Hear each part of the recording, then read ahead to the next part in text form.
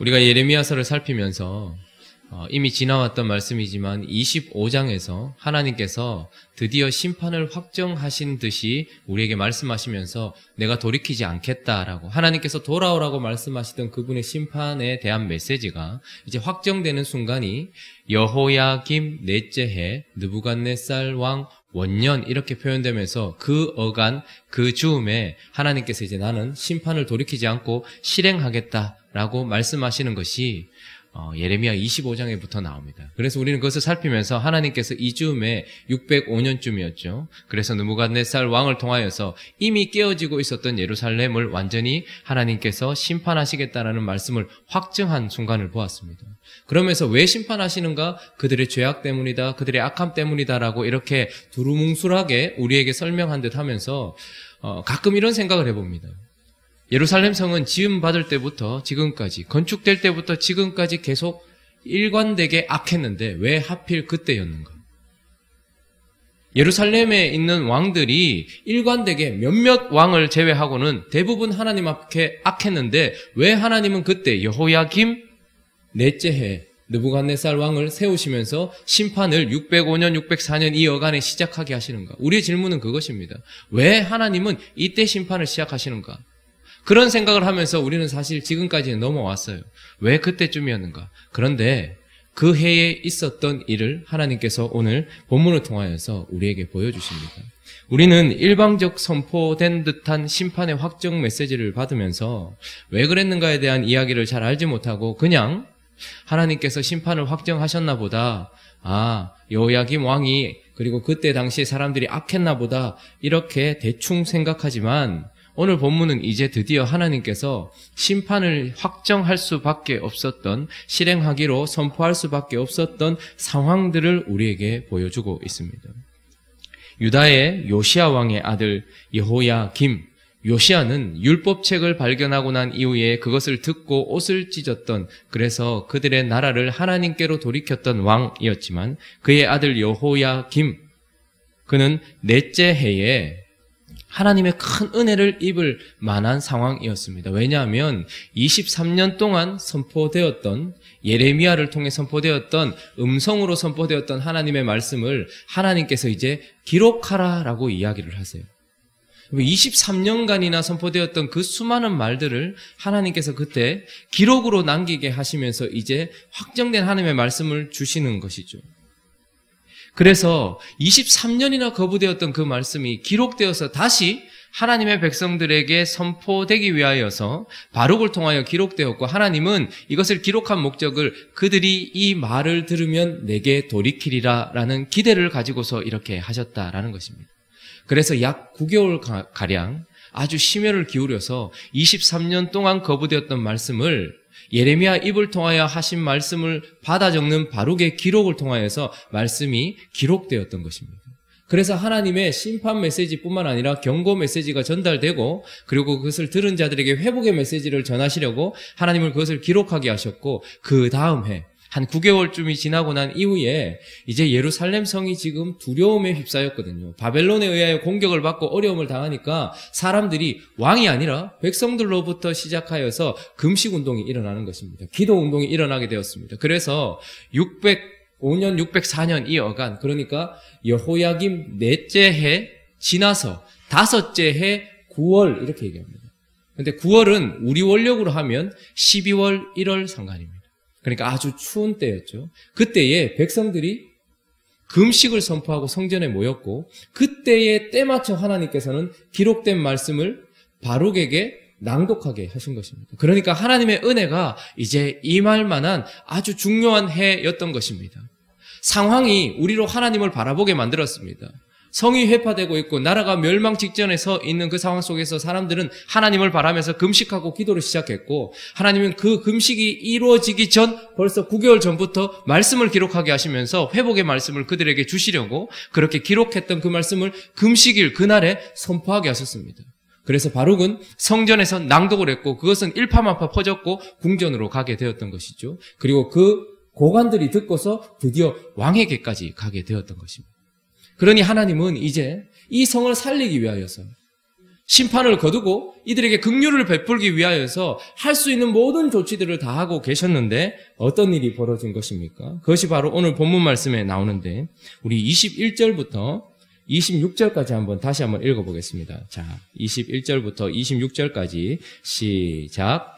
왕이 여우디를 보내어 두루마리를 가져오게 하며 여우디가 서기관 엘리사마의 방에서 가져다가 왕과 왕의 곁에 선 모든 고관의 귀에 낭독하니 그때는 9째 달이라. 왕이 겨울 궁전에 앉았고 그 앞에는 불 피운 화로가 있더라. 여우디가 서너 쪽을 낭독하면 왕이 칼로 그것을 연하여 베어 화로불에 던져서 두루마리를 모두 태웠더라. 왕과 그의 신하들이 이 모든 말을 듣고도 두려워하거나 자기들의 옷을 찢지 아니하였고 엘라단과 들라야와 그마리아가 왕께 두루마리를 불사르지 말도록 아뢰어도 왕이 듣지 아니하였으며 왕의 아들 여라무엘과 아스리엘의 아들 스라야와 압디엘의 아들 셀레미아에게 명령하여 서기관 바룩과 선지자 예레미야를 잡으라 하였으나 여호와께서 그들을 숨기셨다. 전무후무한 일이 일어났습니다. 여호야김은 나라가 기울어져 가는 가운데서도 아주 호화롭게 여름 궁전과 겨울 궁전을 따로 만들어서 사치스럽게 궁전에서 백성들은 금식하며 하나님의 말씀 앞에 서서 나라를 살려보겠다고 기도하고 있었는데 그는 겨울 궁전에 앉아 있었습니다. 그때는 9째 달이라. 그러니 백성들로부터 시작된 금식운동과 기도운동이 있던 그 달에 그 추운 12월 1월에 그는 그 화려한 궁전에 앉아서 화로에 불을 피워놓고서 하나님의 말씀을 가져오라라고 말하였고 그리고 그 말씀을 듣고 어떻게 한 것입니까? 그것을 다 찢어서 불태워버렸다라고 이야기를 하고 있는 것입니다. 우리는 25장을 살피면서는 하나님이 왜 여호야김 때 심판을 내리셨을까?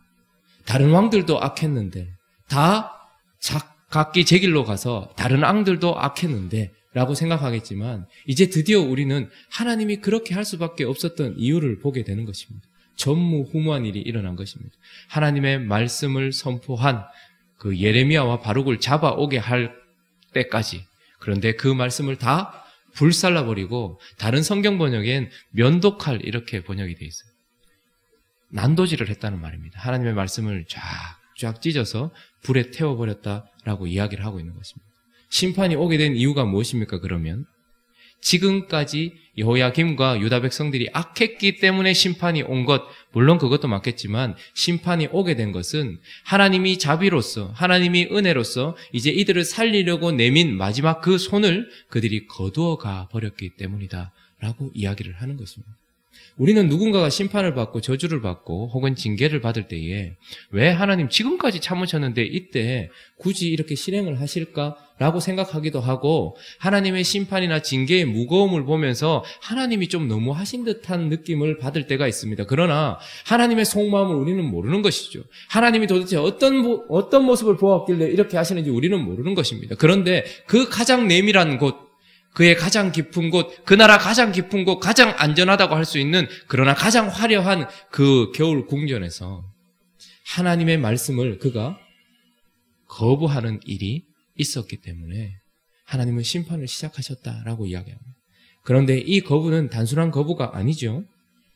오늘 이 참혹한 현장을 하나님은 아주 비교적 자세하게 우리에게 보여줘요. 그냥 그가 태웠더라 이렇게 이야기하지 않고 그 순간을 자세하게 우리에게 보여주는데 저는 가끔씩 여후디라는 사람이 얼마나 당혹스러웠을까라고 생각을 해봅니다.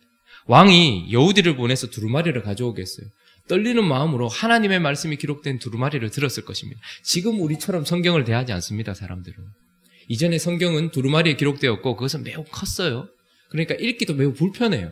펴가면서 읽어야 되는. 그런데 거룩한 하나님의 말씀이 지금 심판이 예고되고 있는 그리고 금식이 기도가 진행되고 있는 상황 속에 우리에게 왔다라는 그 기대감 그리고 그 두렵고 떨리는 경외감으로 아마 그 두루마리를 가지고 갔을 것이고 그가 섬기는 왕이 그것을 읽으라고 했을 때에 그는 거룩하고 떨리는 마음으로 그것을 하나하나 펴가면서 또 지나가면 읽고 또 지나가면 읽고 이렇게 했을 것입니다. 그런데 그 옆에 화로 앞에 앉아있던 왕이 그 말을 하나하나 들으면서 어떻게 합니까? 서너 쪽 지나가면 칼로 그것을 자르고 그리고 그것을 면도칼로 난도질을 하고 불에 태우고 있는 거예요.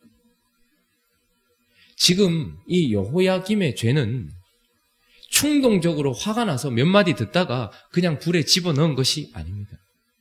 끝까지 읽어봐라 라고 이야기하면서 한마디 한마디를 다 들으면서 몇 마디가 끝나면 그것을 잘라서 갈기갈기 찢어서 불에 태우고, 또 여우디가 몇 마디를 읽으면 세네 쪽을 읽으면 그것을 또 칼로 잘라서 갈기갈기 찢어서 불에 태우고, 그렇게 해서 모든 두루마리를 갈기갈기 찢어서 불에 태우는 그 상황 속에서 계속해서 하나님의 말씀을 읽고 있고, 그 말씀을 계속해서 불에 태워지고 있는 그 한중간에 서 있는 여우디, 얼마나 당황스러웠겠습니까?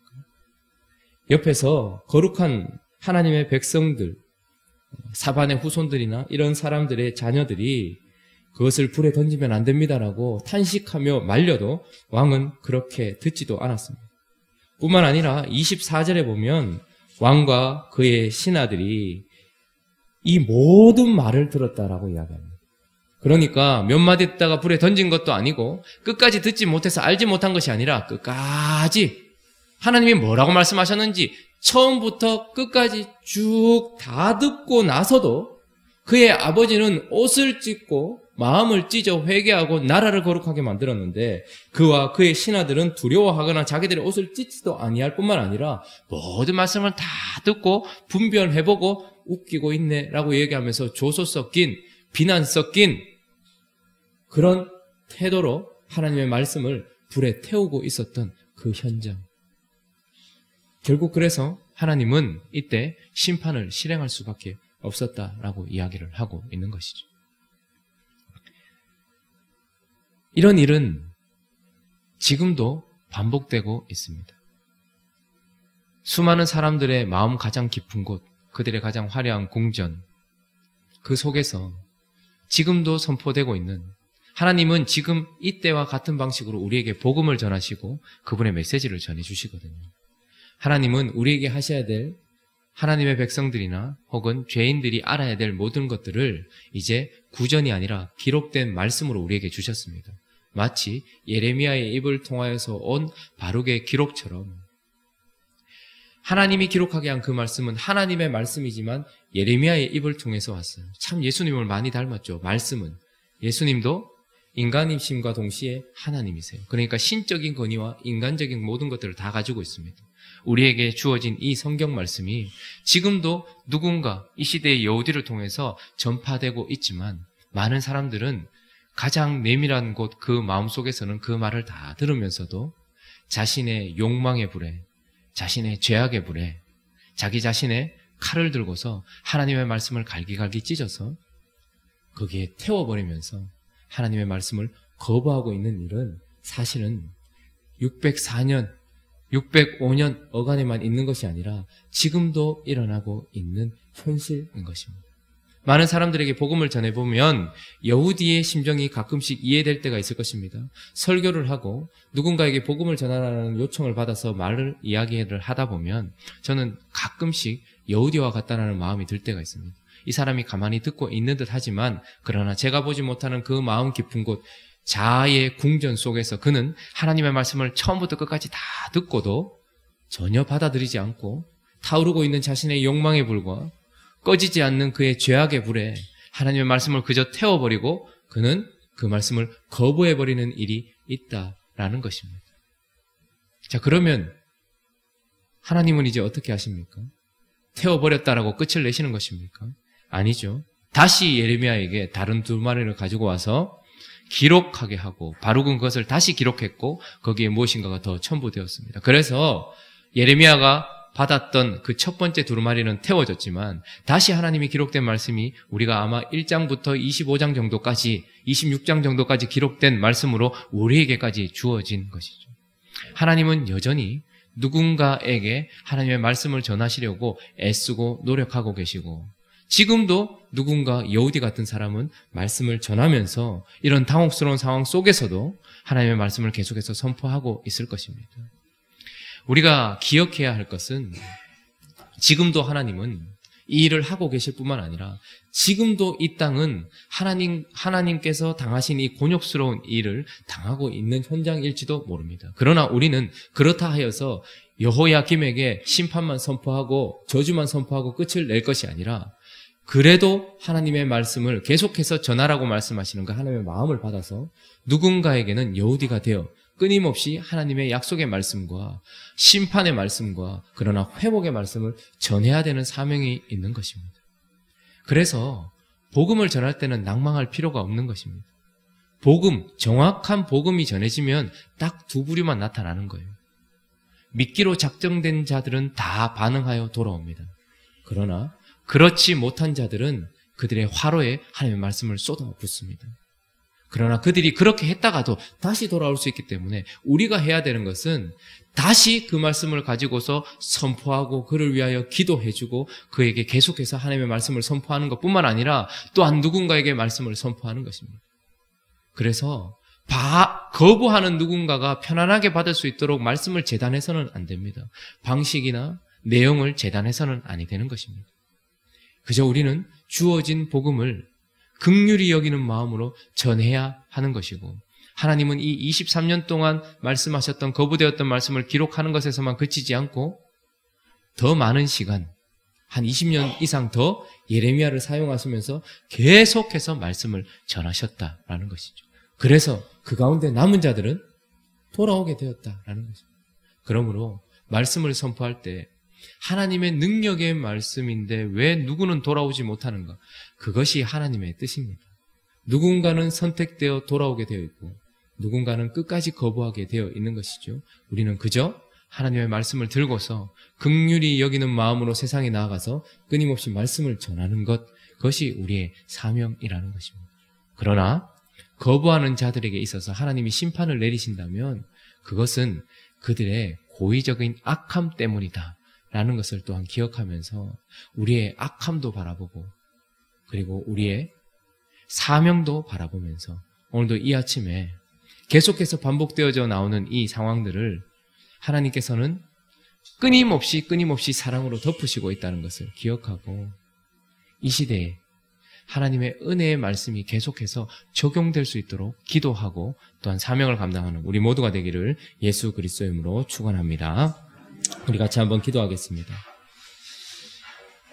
여호야김의 제5년 9월 가장 추운 12월 1월에 화로를 피워놓았던 그곳에는 하나님의 말씀이 불타고 있었습니다. 우리 마음은 어떻습니까? 우리의 내면은 어떻습니까?